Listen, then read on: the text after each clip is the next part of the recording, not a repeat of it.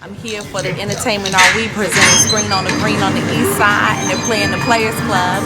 So they reached out to me because, you know, I'm an East Sider rider. I'm from the A. I represent Atlanta, a peach, original peach.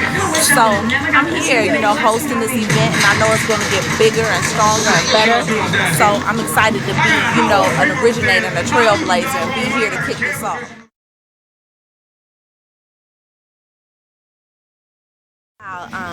You know, it's so funny because the Players Club is based off of strip clubs in Atlanta and in the South. And ironically, I was one of the only women that was cast out of Atlanta. Everyone else was cast out of Hollywood. So, like I said, I've been here pretty much all my life.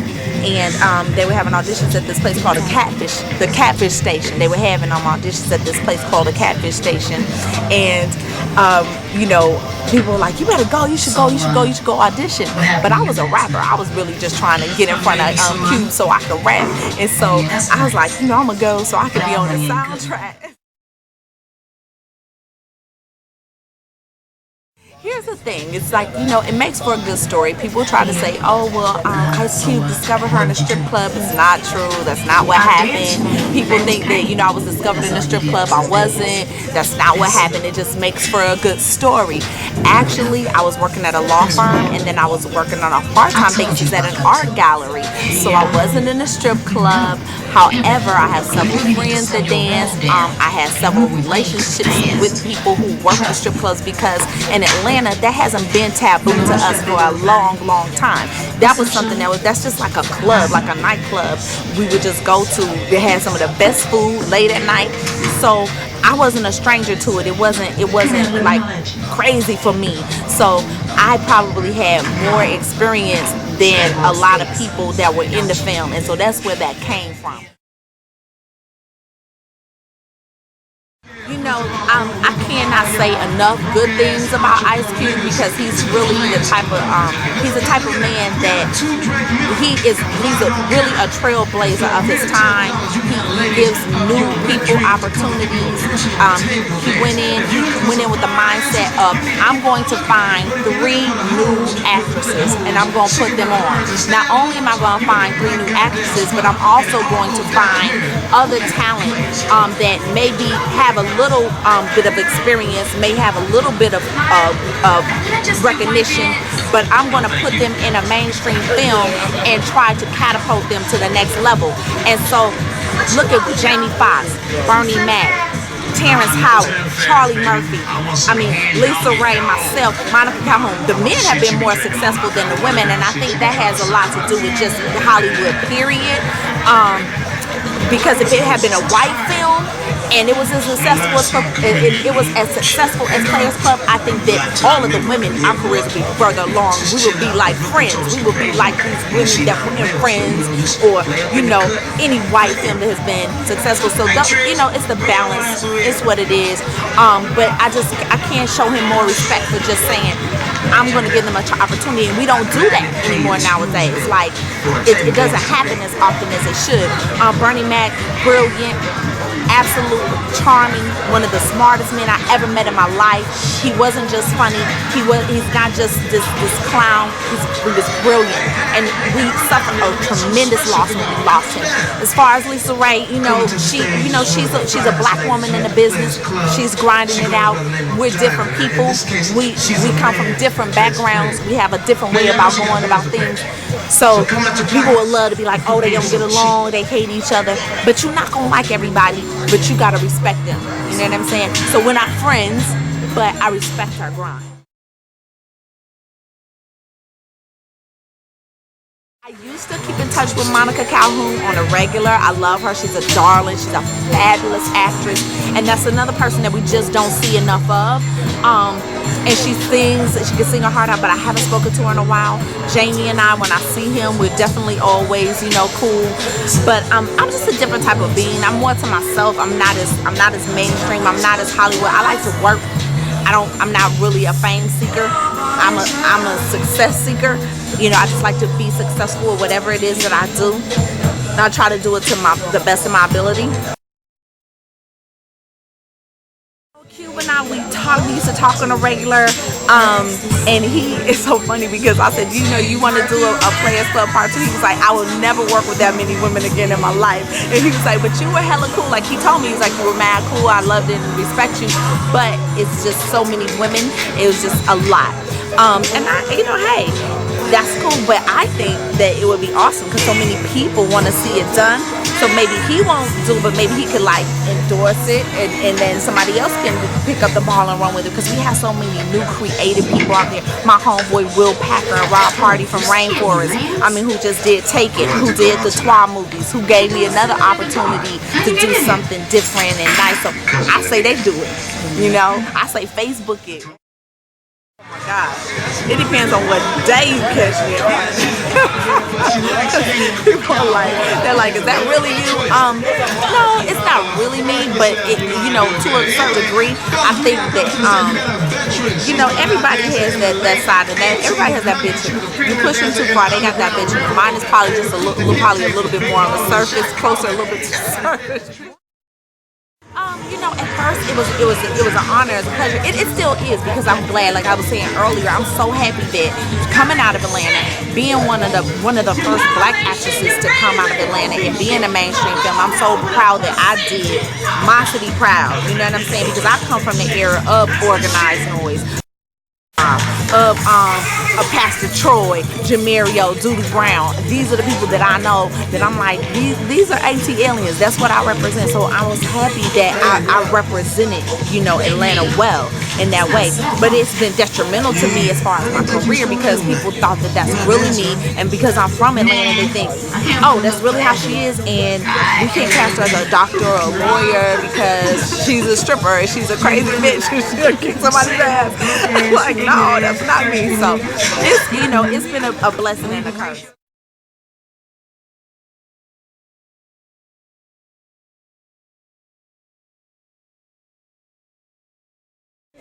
My favorite part was in the dressing room. I think when I was like, you know what, I run this motherfucker. Because in that scene, everything was ad-libbed.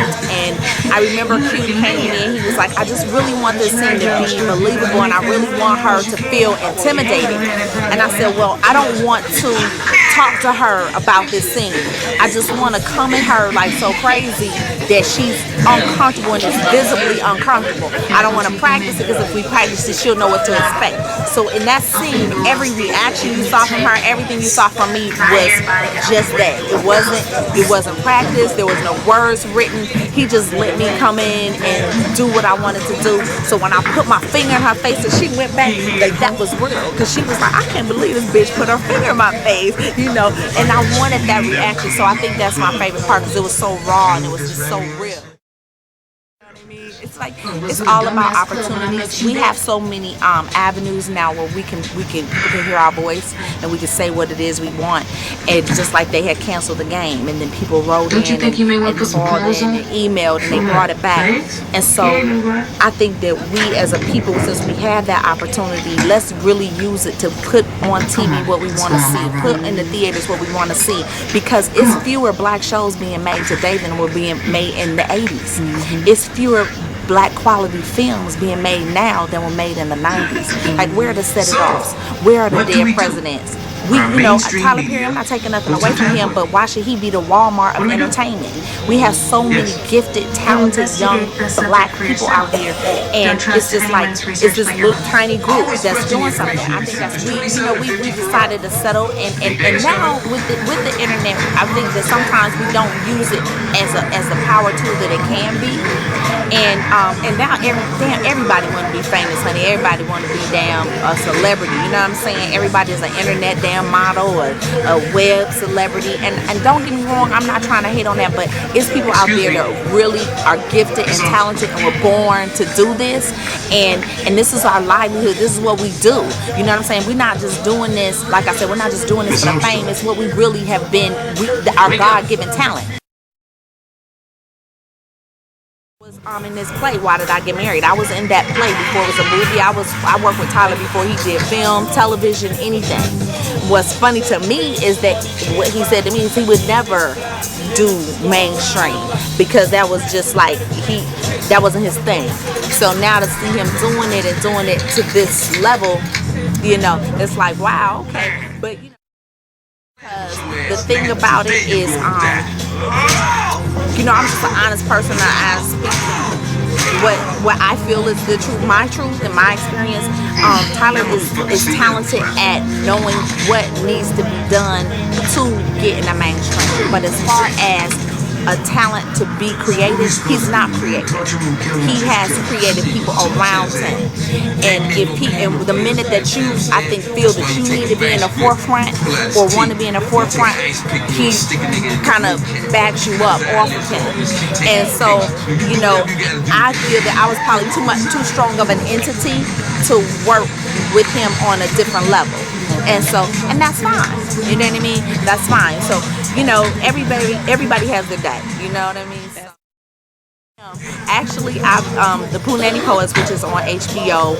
People seen it on HBO. It's like a poetry troupe, and they speak about erotic poetry. They talk about safe sex, abstinence, how to jazz it up in the bedroom, and all this different stuff. My girlfriend Jessica Holster, she kind of kicked it off, and we do different tours. I also did a play called Soul Kids Cabaret with Fantasia and Faith Evans. My girl Nikki Gilbert Daniels from Brownstone wrote it, directed it. Again, an awesome, phenomenal performer, like singer. She's off the chain. Wow. And she was in it, and she, like I said, she did everything. And we put this play together in a week and a half. And she spent years doing it. But the people that were in it, Miss Sophia from that was, you know, V103. People know Atlanta's own Miss Sophia, but really Joe, phenomenal job. Cast came together, we did it, we knocked it out in a week and a half. We put it up and filmed it, and it premiered on BET last weekend. So I'm sure they'll be repeating. I hope so, because this is so fun. There's a lot of work, but I hope so, because that'd be cool. That'd be really cool, because that was one of the greatest group of people that I've worked with in a long time. You know, I've done a lot of work, and I've worked with a lot of people, but people don't realize how tough it really is.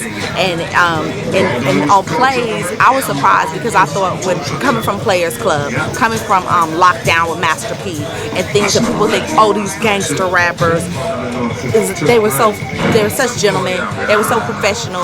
And then I was thinking, oh, I'm gonna go on to these inspirational plays. When I did Tyler Perry, Why'd I Get Married, I said, oh my gosh, this is about to be a new path for me. I'm about to, you know, go into this, you know, I'm about to find my softer side and, you know, be blessed. Honey, that was the worst shit. No, it was just really, you know, I would do any film with any rapper over that experience. That experience was very tough. Wow. Very, very tough.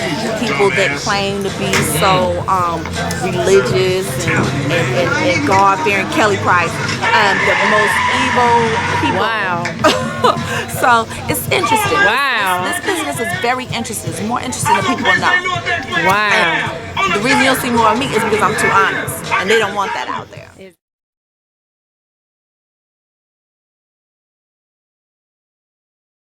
Because you know what? Guess what? Being nice hasn't gotten me. Oh, I'm gonna say this. I'm not gonna say I'm not being nice, because I'm always nice. But me being quiet about it hasn't got me any further. It's not gonna change. You know what I'm saying? So I'd rather people know. You know, I'd rather people know the truth. That, you know, these people that saying they this and that, they really not. Gosh, that's a tough question. I would say right now I would probably want to do the play. And the only reason for that is because it's not because of the people per se on Players Club, it's because of the experience. Because I'm a true thespian, I'm a true actress, I just love the live audience, because it keeps me sharp, it keeps me on my toes. And to have a live audience every night, and you know, to be able to change things and hear that reaction, that's just so fulfilling. Whereas when you do a film and that's it, and you unemployed. People watch this, and even today it's so funny, because I met this football player not too long ago. We were doing this event for Hennessy, and so my manager introduced me to him. I can't remember his name. He goes, oh my God, that you said I was a little boy. I'm like, watch yourself. That just feels so crazy to me, that somebody, a grown big ass man, like I was a little boy fantasizing about you. I'm like, yeah, it was that long ago. so as people are still watching this, to think, you know, oh, that's still, you know, well, that is still me, but it's to half like 24. So when the movie came out, they were 12. You know. So hey, what's up? It's your girl Chrystale, and I am chilling with my homegirl Tracy Wu. That's right, Wu. Big mouth. Ah.